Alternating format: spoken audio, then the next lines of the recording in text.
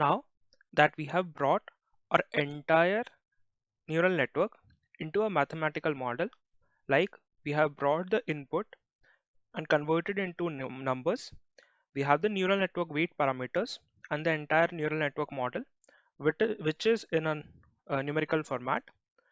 We have the output also converted into one-hot encoding or in a linear regression as a number.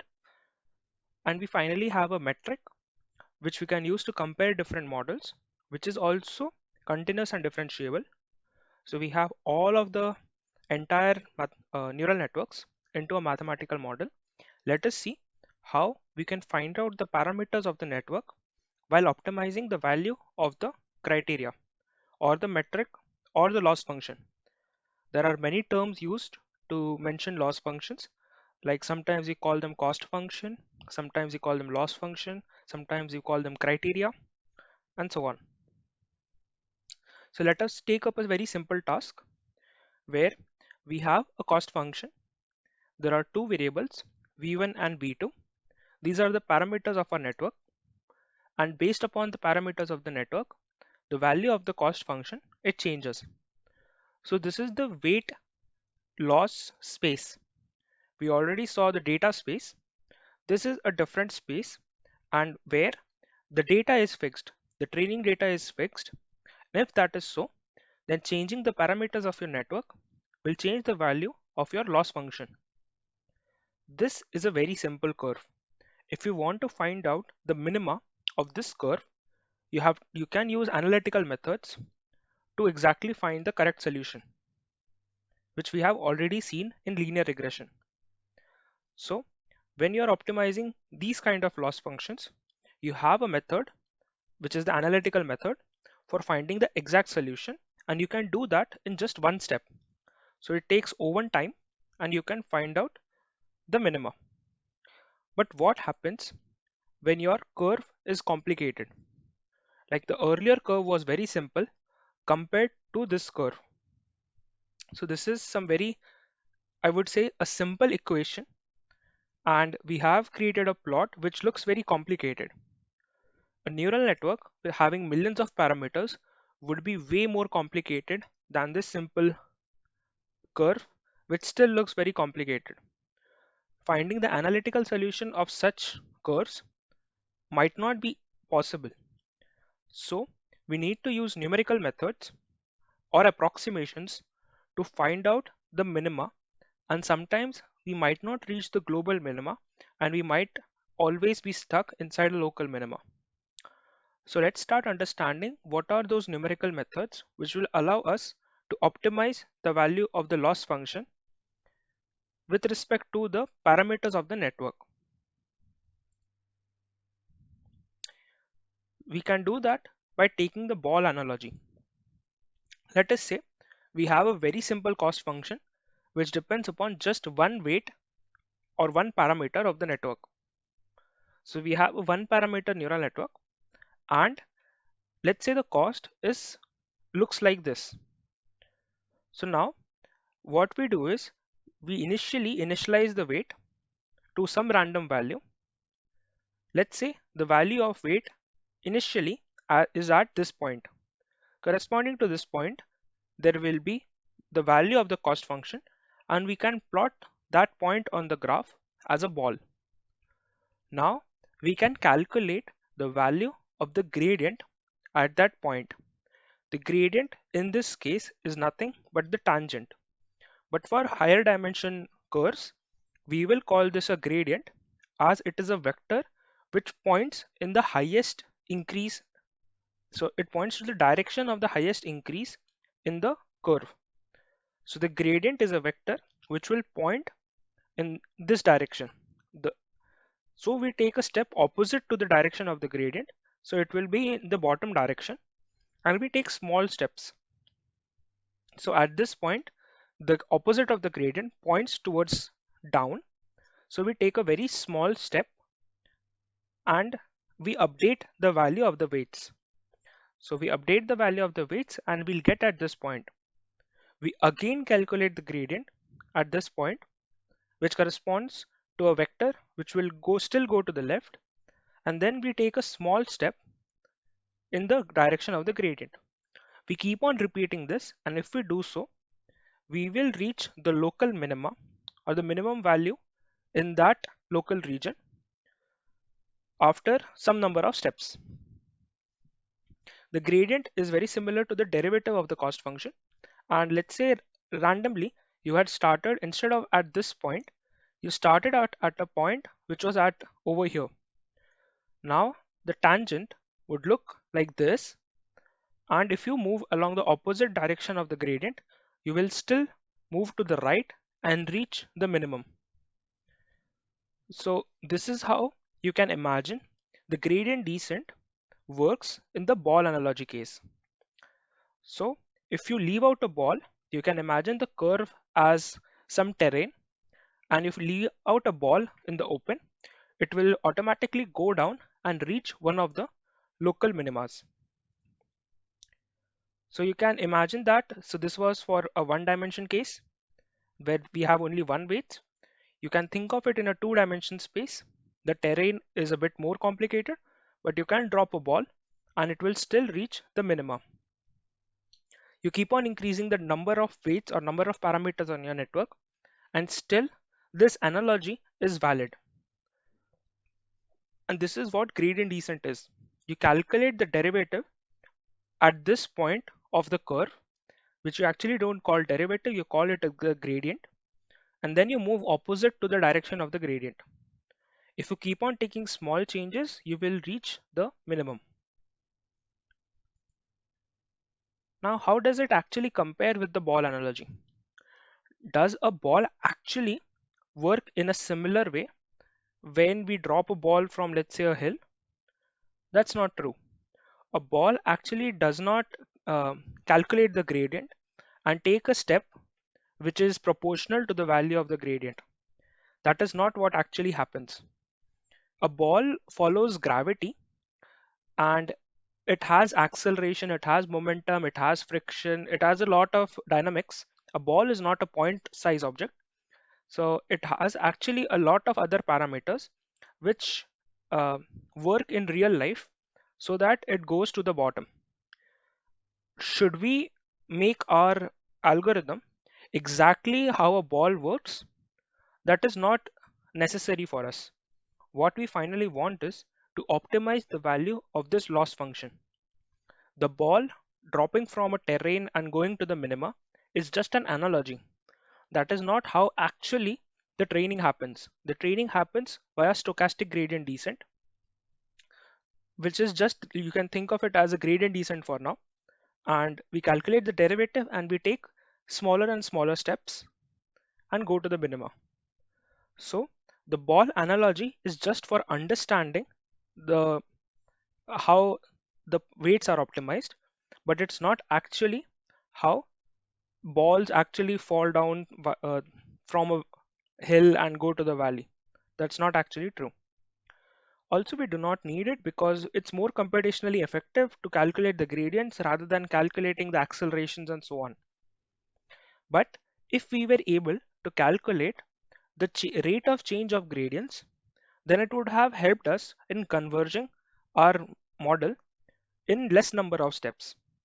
Let's say at this point, we know that the rate of change of gradient is very small. So we are going to be sure that the gradient does not change much in the upcoming steps. Hence, we can take larger steps, big sized steps, instead of taking smaller steps over here. If we take a larger step at this point, we'll reach the minima faster. So if we had the information about the rate of change of the gradients, then we could have converged the model faster.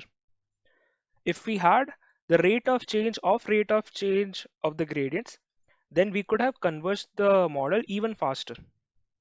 So we can keep on calculating the rate of change of gradient and its higher order derivatives and use them to optimize the function faster and faster. But does it actually become faster? Does the convergence actually become faster? No, that's not true. Calculating the gradients for this n dimension if you have n number of parameters, then if you calculate the gradients, it will also have an n dimensions. So the gradient has a dimension for each parameter of the network. When you calculate the rate of change of the gradients, then you are actually calculating the Hessian matrix, which is actually not an n dimension matrix, but it's a n cross n dimension matrix.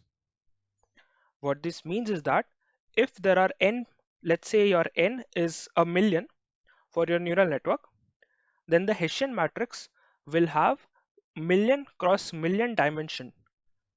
So this Hessian matrix becomes very large, taking a lot of memory, and it requires a lot of computation to calculate the Hessian matrix as well.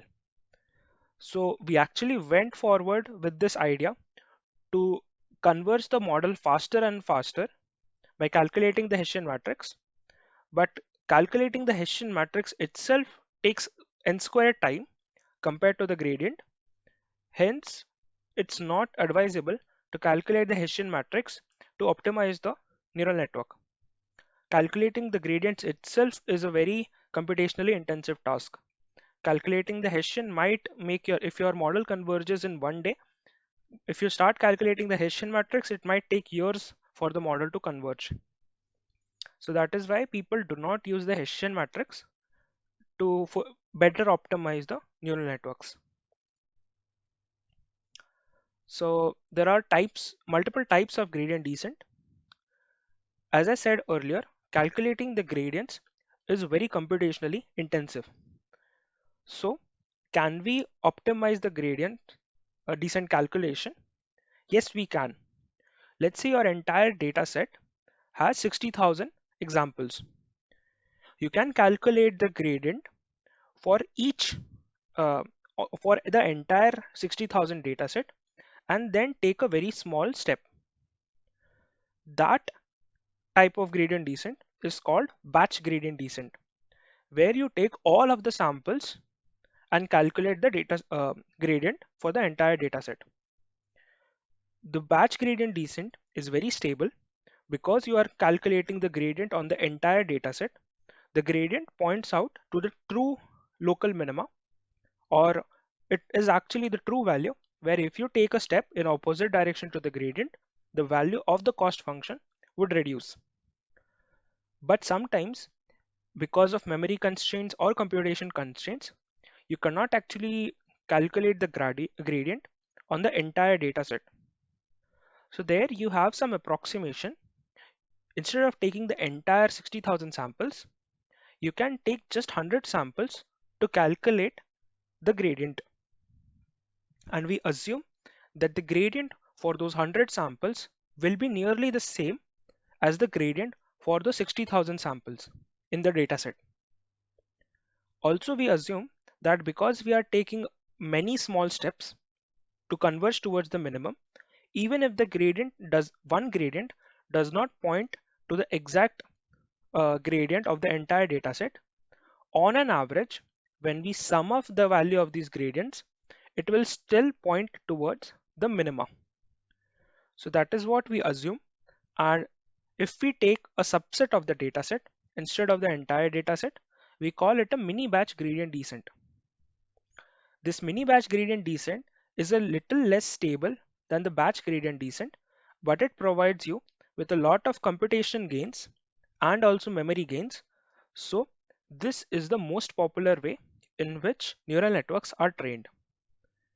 If you take the idea of mini batch gradient descent to its extreme, which is, let's say you calculate the gradient for only one sample of the dataset, and you update the model parameters, that is called stochastic gradient descent. Sometimes people use stochastic gradient descent interchangeably with mini batch gradient descent. So do not get confused. If someone says stochastic gradient descent, they might not mean that you have to take only one sample for calculating the gradients.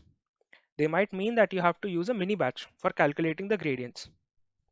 As you might have guessed, stochastic gradient descent is very unstable, and it's not a guarantee that your model will converge if you use just one batch size, because the deviation from the one image, the gradient of one input might be very different from the gradient of the entire data set, and hence you might not even converge to the local minima.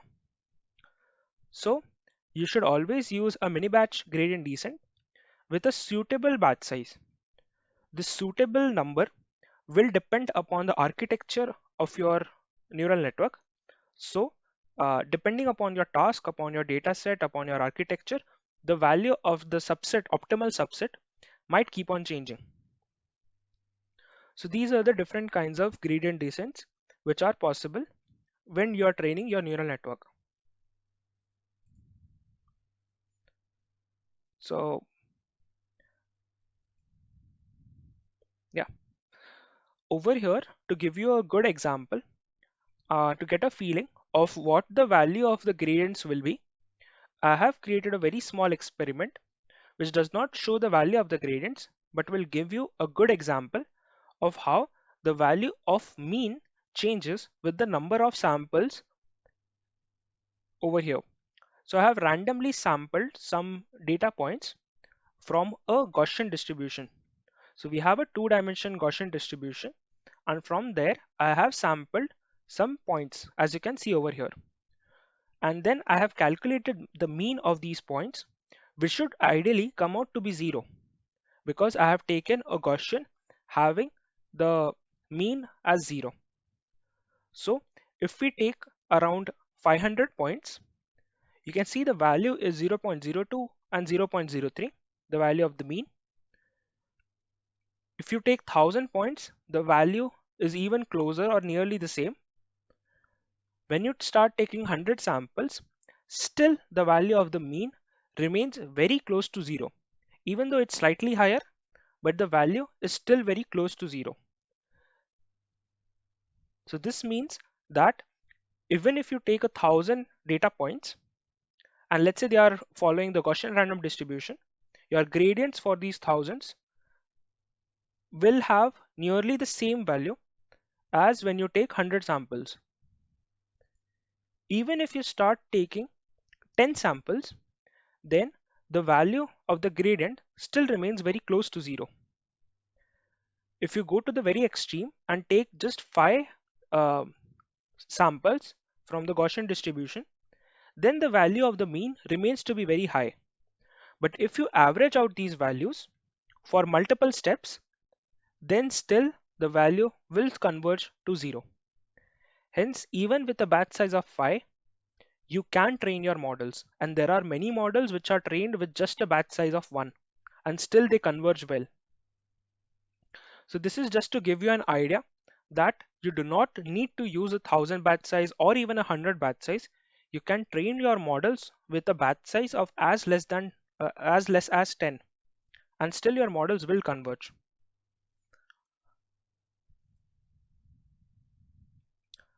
So now let us start understanding what backpropagation is. Backpropagation is just a fancy term used for chain rule in differentiation. You guys might have already heard about the chain rule when you are calculating derivatives, and that is what backpropagation is.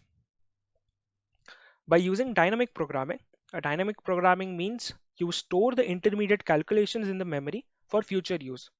So let's say you are calculating the same value again and again in a for loop. You will not keep on recalculating it because it takes computation power. You would store it in the memory, you will do the calculation once, and you will store it in the memory so that in the future you do not have to do the calculation again. And that is what is dynamic programming. So when you are calculating the gradients of your neural network architecture, there will be a lot of redundant calculations because to calculate the gradient, we calculate the derivatives. And while calculating the derivatives, we have chain rule. So the derivative of the deeper architectures would depend upon the derivative of the previous layers. So from the output, if we have a look at the network, then the derivative of the first layer will depend upon the derivative of the output layer. The derivative of the second layer will depend upon the derivative of the first layer, and so on. So you can use this will be because of chain rule. So you can keep on storing the value of the derivatives of the previous layers, which will help you to calculate the derivative of the next layer. And that is what backpropagation exactly is. So let's have a quick revision of what chain rule means. So chain rule means that if you have functions, let's say f of x and g of x, these are two separate functions, each of them having the derivatives f dash of x and g dash of x respectively, then the derivative of the function f of g of x, which is the composite function, is f dash of g of x into g dash of x. What it means is that you first take the derivative of the function outside.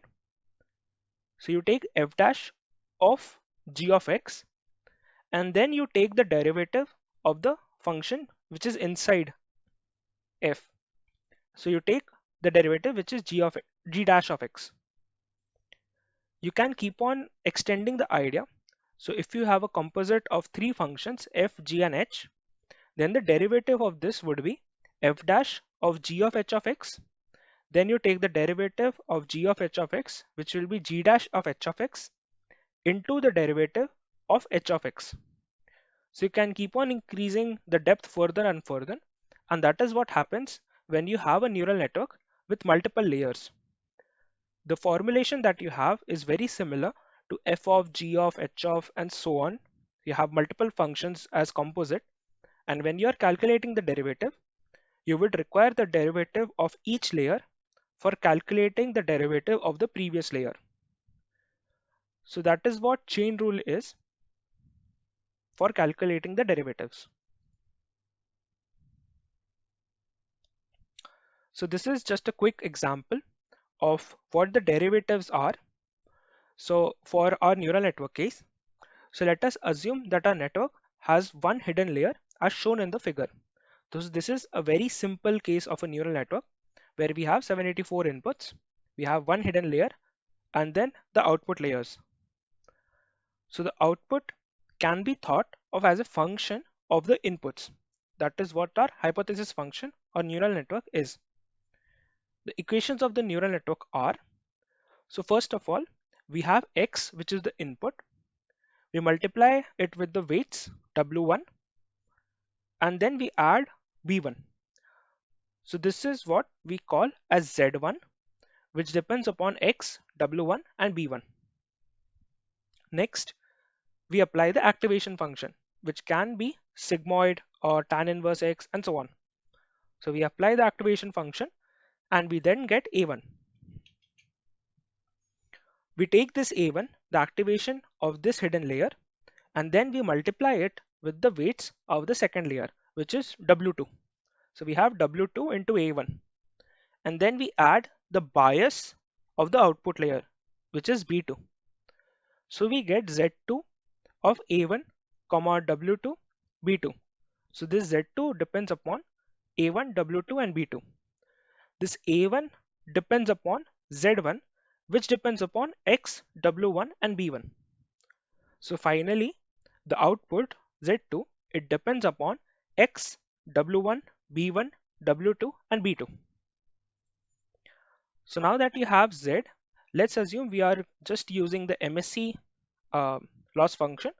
Then we can take the difference. So we can calculate the MSE between z2 and the y hat, which is the target. And we have our loss function, which is dependent upon z2. So these are the equations of the neural network.